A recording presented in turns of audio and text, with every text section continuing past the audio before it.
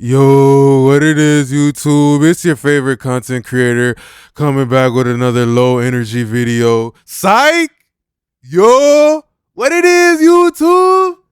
It's your boy Nissy coming back with another bullseye of a tutorial hit on the channel. I wanted to talk about noise reduction. How can you use noise reduction in a very artistic way? I feel like there's a couple of misconceptions nowadays about noise reduction and trying to get quiet vocals. So I wanted to go over that today and demystify all of the fluff. So if you guys do enjoy this video, don't forget to like, comment, and subscribe. And if you got a new video idea, go ahead and drop it down below. I'm more than happy to get to it. So let's not waste no time. Let's get to listening to a little bit of music. I got a song with the artist that I've been working with here. I'm going to drop the link to her profile down below. So let's not waste no time and let's go. Come on.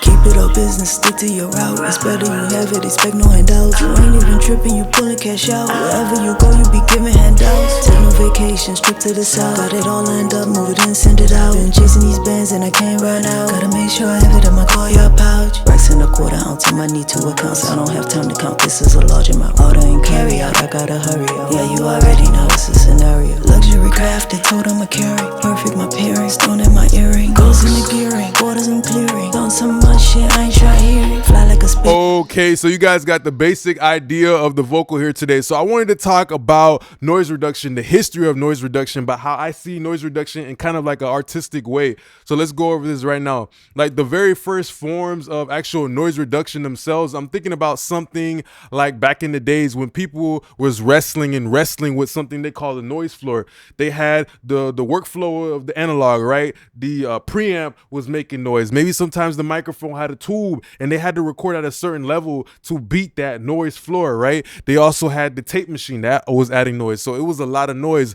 But one of the, very first groundbreaking things when I think about noise is something like the SSL console. Not only just the gating section, but also the filters. Sometimes you can get rid of something with, just a slight filter at like 20 hertz. Some of that low rumble can kind of be cleaned up without even having to do something like noise reduction, okay? But usually most famously, you had something like the SSL console, right, that had the gate on it. And you got to understand, this was like the very first time that a console had a gate on every single channel, gate and expansion. Usually the consoles before, they did not have that. They might have only just had EQ and just faders, and that's it. If you're lucky, sometimes they had the pan pots, they had to grind on that bit. So then you had other couple of pieces, kind of like the the Dolby noise reduction system. That's another one I know. And usually with that Dolby, there's a plugin called Dopamine by Overloud, which is pretty dope. It kind of models what this machine does, but it's very funny because something like the Dolby was used to compress and expand the signal at the same time to reduce the noise, right? But essentially nowadays there's a plugin emulation that actually uses it to add brightness to like vocals and other materials. And then last thing, we have one of the more famous ones, which is the DBX 180. So we know the DBX 160 as a legendary compressor, but then also you had the little brother, which was the DBX 180, and that was also another noise reduction system. So people used to use that back in the days to get their mixes to not be so noisy and everything like that. But the most important thing too, sometimes those old throwback songs, you hear that little bit of that crispy French fry goodiness, that flavor that we like from a little bit of that noise. And maybe the reason why we do like a little bit of noise is because the human ear is not accustomed to just listening to a quiet sound. You ever heard somebody walk into a room and be like, it's awfully quiet in here, it's kind of awkward? That's because the human ear is damn near not like everybody has heard a situation like that. Come on, right? But the human ear is just not used to complete flat quietness. It's kind of like empty. You also use the sound of the noise to kind of understand like the space of the room and where you're at, the acoustics, right? So usually when I think of something like noise reduction, a lot of the times people like to use this plugin, which is the noise suppressor, the NS1, made by Waves, right? But I think one of the problems with something like the Waves NS1 is the fact that it's made for, as you can see right here, post-production. That's usually for like audio books, radio, podcasts. but I feel like they never truly keep in mind the the characteristics, the musical type of attention to, especially like the high mid, and also if you use too much of this, you can start to really dampen the signal. So let me just show you kind of like what you can do with this plugin. I'm just gonna bypass it in and out really quickly so you hear how the vocal will sound like before the noise reduction without. In a quarter ounce to my need to account. I don't have time to count, this is a large amount. Order and carry out, I gotta hurry up. Yeah, you already know it's a scenario. Luxury craft, they told I'ma carry. Perfect, my parents, stone in my earring. Goes in the gearing, borders and clearing. Done some much shit, I ain't try hearing. Fly like a spirit, commas are serious. Dripping the purest, that's how I do this. Always the newest, don't have to prove this. Don't judge your crew, there's always a Judas. People need 100 racks on one computer. So usually sometimes when I'm thinking about noise reduction, the NS1 is kind of like that first plugin that comes to mind. But a plugin that I like to use, right? Because in a situation like this, you kind of hear like I'm losing some of that fidelity. I still want those bright vocals like everybody else, the mainstream vocals, but I'm losing that fidelity. I'm actually sacrificing getting a quiet vocal, and I'm sacrificing like the top and especially like the transitions in between the word, the sliding consonants, you can't really hear it. And usually, the rapper is like a tour guide, kind of telling the audience, where the song is going at with kind of like the speed of their flow and the transitions of their words. So a way I like to recover my ambience is I actually like to use something like the C-Suite Vox. I use it in a different way. Most people use it to remove background noise. I would tell you if you had UAD console to not record with this. Do not record with this. Because sometimes if you put the attenuation a little too high, you're gonna lose some of that, some of that life pretty much. It's kind of like a vacuum. It's gonna suck out the whole life. It's like a black hole. It's gonna suck out the life out of your vocals, and you're gonna print that down in. I would tell you to just record normally and use it after if you want to, use the, the background attenuation. But what I do is I use the ambience right here. I only use this, right? And I use this to actually like recover some of that brightness that I'm losing from my vocals. So pay attention to how this is a gem right here. If you want to use NS1 or you want to do some aggressive gating because you have a lot of background noise, you can use something like C-Suite Vox to recover that, so you get a little bit of that brightness, that fidelity back with still having a quiet vocal. Let's look.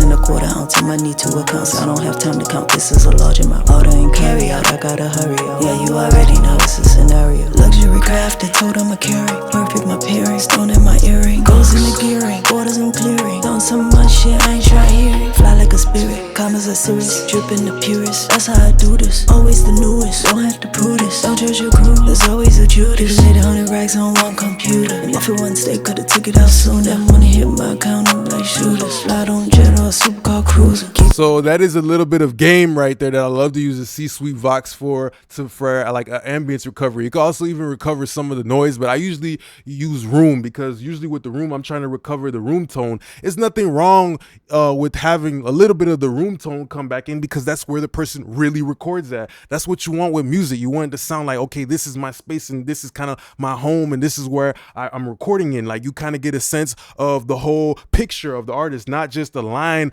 on a canvas, but like, okay, here's the background, here's the foreground and everything like that. So I like to use the C-Suite Vox for that. Okay, cool. The next thing after that is paying attention to, if you use the NS1 too aggressively, then you try to recover it with something like the fresh air, you could make your vocals sound very cold and harsh. It would be very cold and harsh, like you took like an ice cube or a jagged glacier or something like that and you try to cut somebody with it. It's gonna be cold and harsh, so that's something to pay attention to. So sometimes what I might like to do is I like to use multiple noise reduction things. Like I might do a little bit of gating with the SSL, right? And usually with the SSL, I start off on full range, so it's kind of like the whole envelope is kind of covering up the whole signal. And I like to play around with the threshold after that. Usually with the lead vocal, I might leave it on the default release, but when it comes to ad-libs, I like to push my threshold up so it can make it sound jagged. Like if somebody's choking somebody, right? Kind of like a gate, squeezing on that audio signal,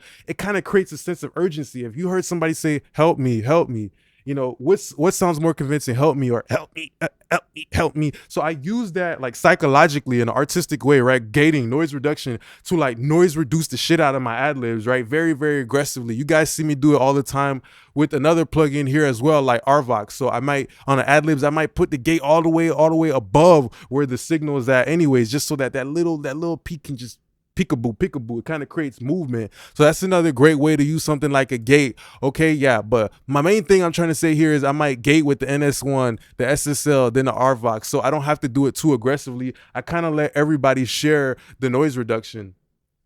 So then after that, when I think of noise reduction too, another great plugin we have here is the McDsp, the NR800. And this is actually a very different when it comes to noise reduction because this is a multi-band noise reducer, you know? So in a situation like this, it's pretty good because let's say that you only want to noise reduce some of that low rumble. You can just, you know, take that part out like noise reducer, right? And then still keep all the high mids, the transients, the impact, you know, the saliva coming out of the mouth, all of those transitions, those little nuances that just make it feel just a little bit more human, you know, just a little bit more human, making it not feel like a hostage inside of a room behind a microphone, making it actually feel like a human. And usually when you keep a little bit of that high mid, you're still keeping that room tone. It might feel a little bit more lively. So in a situation like this, I actually use this artistically, right?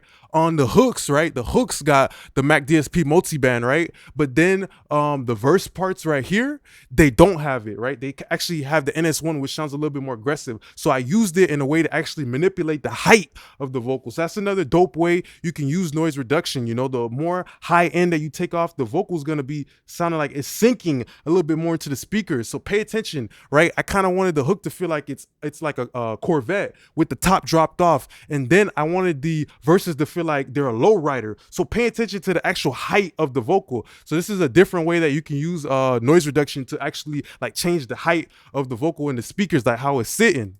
Make sure everything will go your power. Keep it all business, stick to your route. It's better you have it, expect no handouts. You ain't even tripping, you pulling cash out. Wherever you go, you be giving handouts. Take no vacation, strip to the south. Got it all lined up, move it in, send it out. Been chasing these bands and I can't run out. Gotta make sure I have it in my call your pouch. Racks in a quarter ounce in my need to accounts. I don't have time to count, this is a large amount. Order and carry out, I gotta hurry up. Yeah, you already know it's a scenario. Luxury crafted, told I'm a carry. Perfect my parents, stone in my earring. Goes in the gearing, borders I'm clearing. Done so much shit, I ain't try hearing. Fly like Yeah, so pay attention to how the actual height of the music say, and then she changed her tone. So that's an example of me letting the music talk to me in a very advanced way. If she started talking low, then I dropped the vocal low. So now it's not only the fact that she's talking low, but literally like the positioning of her vocal, even though it's still at the same volume, like it just kind of sinks lower into the speaker. So now it's really believable. Like, so this is the little type of stuff that you can do in a different way, like creatively with noise reduction. You know, more people say, oh, you gotta beat the noise floor, you gotta beat the noise floor, oh my god, you gotta beat the noise floor. But what the hell are you talking about? This is digital age. Like, we don't usually have a problem with noise like that because we're not using analog equipment like that, you know? Even like I have some analog equipment in front of me, like this stuff was made in 2020. Like this shit don't really got that much noise like that, you know? It has just a little bit of noise, but it's not significant to where you should be even worried about the noise floor, right? Don't worry about your background vocals. It's kind of like life. You know, sometimes shit don't matter until you start worrying about it. Certain times you just gotta stop worrying about shit, bro. Like if you have a pimple on your face, right, but you keep touching that pimple, you're like, oh my god, I have a huge pimple. That it might be a little pimple that nobody gonna notice, but because you keep picking at it, keep paying attention to it, you're making a bigger deal of it than what it really is. Then people are gonna start noticing that shit. Kind of like the same thing with background vocals, background noise, and anything in music, right? So sometimes you gotta know, like, okay, it's okay if I have a little bit of background noise because there's also a fucking beat right there that's gonna be loud, so people might not even hear it. You know what I mean? So don't even stress about it. And the last thing that I like to do when it comes to background vocals is, you know, high pass filtering my effects. You know, usually I actually start off with the effects. I start with my reverb, delay. I start off with all of that stuff because that's gonna guide me and tell me if there is some low rumble. And usually when I start off with just the reverb, I will start working on the actual vocal itself. Like the actual vocal, I'm gonna start EQing the vocal first because I'm like, okay, like I hear that the reverb is on full range and it's showing me that there is some rumble going on because I can now hear the rumble a little bit better because that rumble is getting reverberated. Let me just try to actually EQ my lead vocal first before I EQ my actual effects. So yeah, you know, doing something like that will actually start to contain the RMS that's building up all the sustaining energy, because you know the energy at the lower parts of the waves and shit like that, the music, bruh, that's the one that's a lot slower. Like all that low end energy is a lot slower, so it's gonna build up, it's gonna take a lot of space